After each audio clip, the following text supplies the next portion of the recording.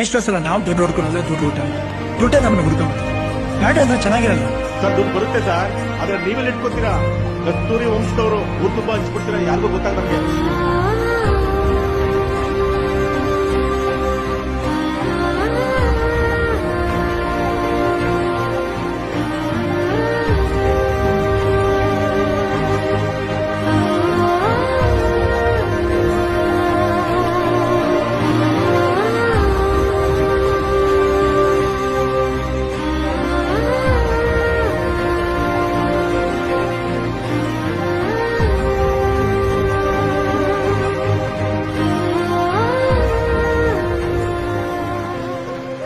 ನಮ್ಗೆಲ್ಲ ಏನೋ ಸಾಧನೆ ಏನೋ ಅಂತಿರ್ಬೇಕಾದ್ರೆ ಕಂಡ್ರೆ ಸಾಧನೆ ಅಂತ ತೋರಿಸ್ಕೊಟ್ಟು ಹೋಗಿದ್ದಾರೆ.